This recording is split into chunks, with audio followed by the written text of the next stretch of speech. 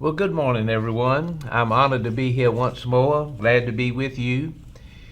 Each succeeding week is getting us closer to a very busy farm season. They're preparing the fields, they're beginning to plant some of the crops. In just a matter of days now, tobacco will be set. You can ride the countryside now throughout a couple of counties or more and have the benefit of picking strawberries at pick your own farms, or they'll pick them for you and have them available for purchase. As we look into the importance of agriculture and the fact that less than 2% of our population actually farms, we are at the mercy of a lot of unknowns, I guess I would say.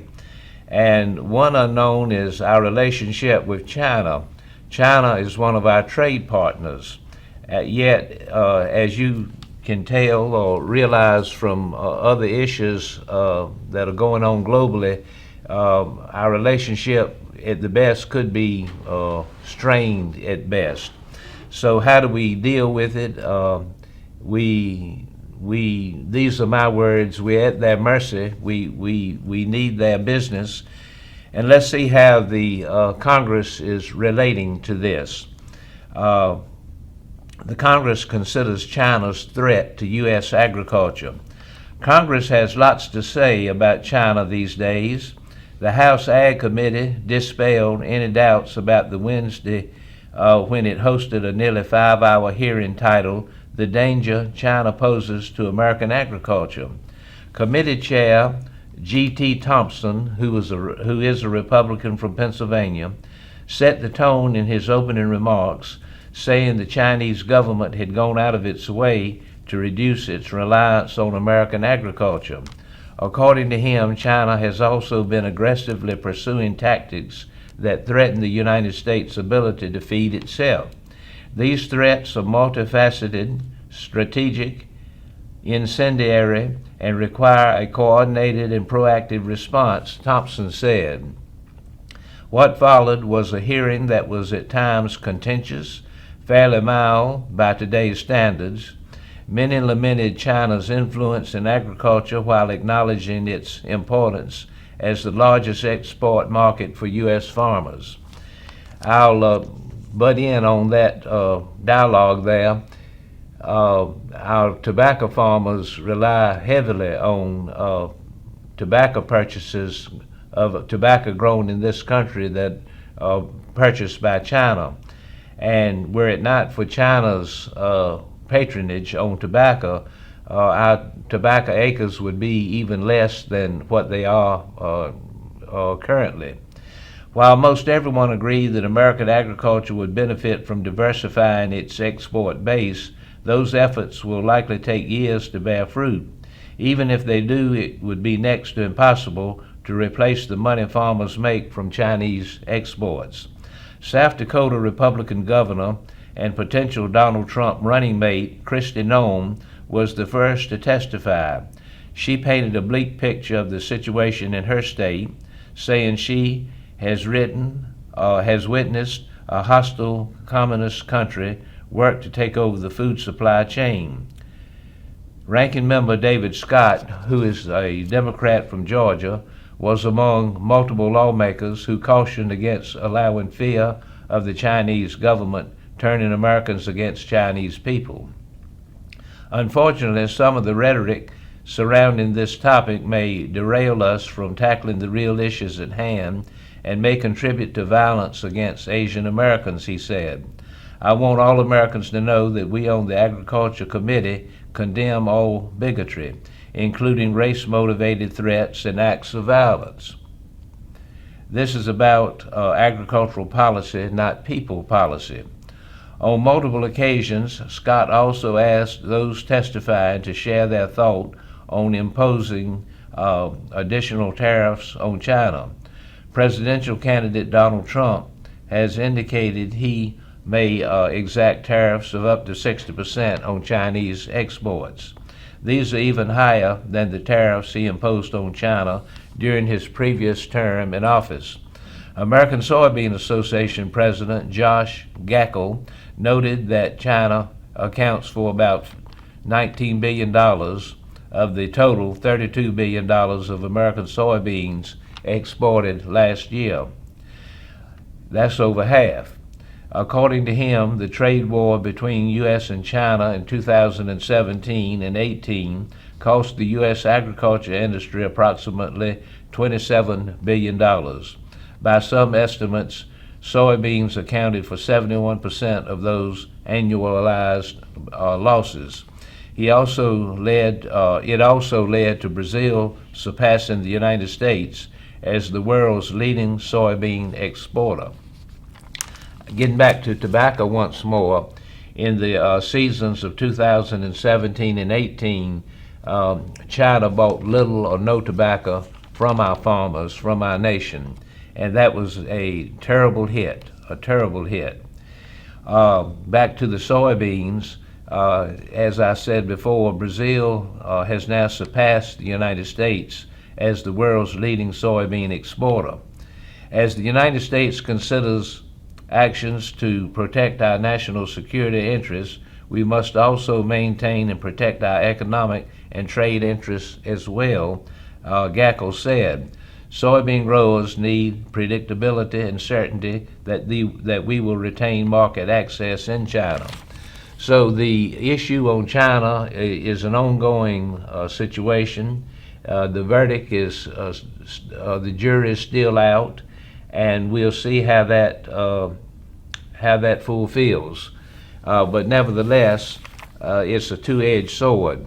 We need China desperately for our exports, but yet, with all this going on in the world, with the wars that are going on in the Middle East, in Ukraine, all of this indirectly affects what we do here at home. To follow up on the issue about growing crops and having them ready for export and all that, I'll readdress a topic I have already talked about previously, the role of H-2A workers. And the role of H-2A ag workers widens as U.S. labor sources vanish. And what that's saying is that local labor is all but non-existent. And to get reliable and available labor, you can subscribe or join an association overseen by the government that brings in legal workers from Mexico and elsewhere to work in the fields and harvest and planting, etc. What most of our growers, particularly our tobacco growers, elect to do is that it's a temporary program. They hire seasonal workers, and this article here underlines it and breaks it down and explains it. Certifications for H-2A. Now, H-2A is the name of the program.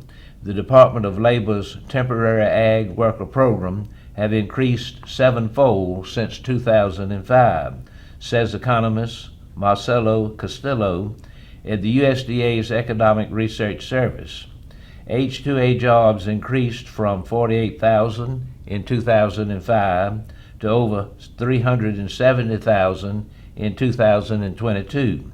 Foreign guest workers are found mainly in specialty crops that rely heavily on manual labor, but by some estimates, H-2A workers now fill about 15% of U.S. jobs in crop agriculture too, Castillo says.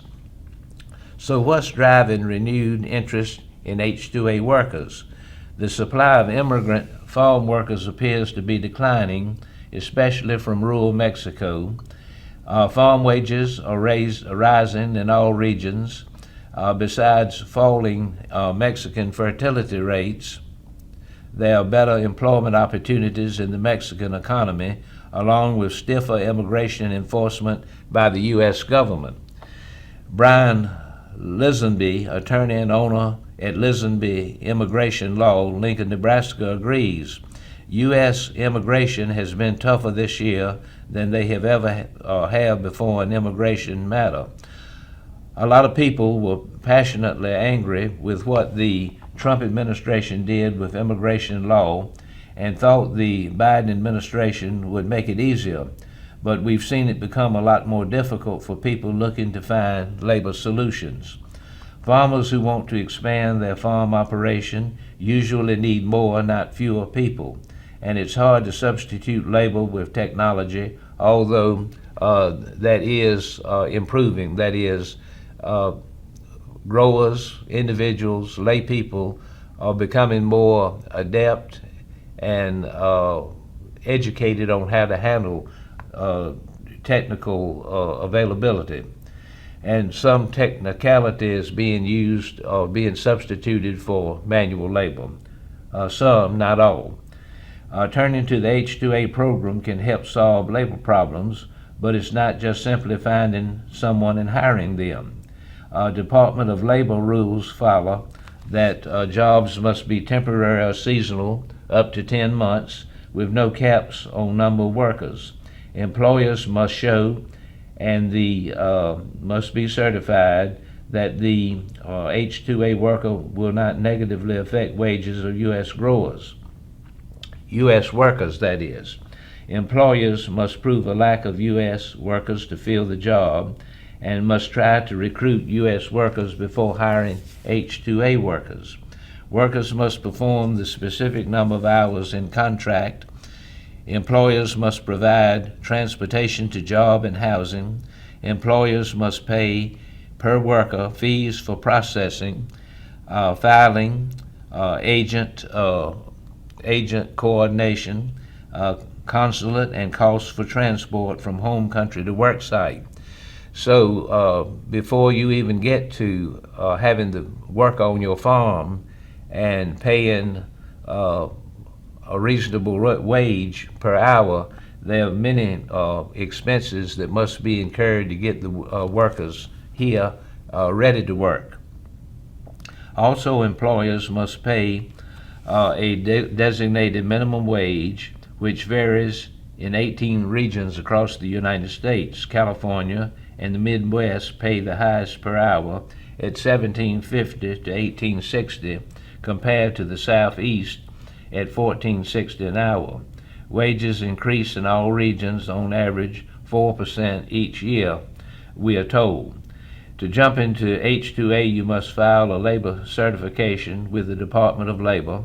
Once that's complete and you've advertised for the position and shown you have a need to hire these employees, you can file and what they call an I-129 petition with U.S. Citizenship Immigration Service.